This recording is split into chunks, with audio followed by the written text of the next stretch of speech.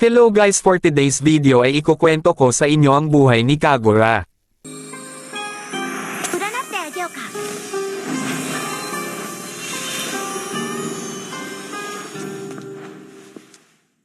Si Kagura ay isang henyo na Onmyuji Master na nagmana ng angkan na kay Seimei Umbrella.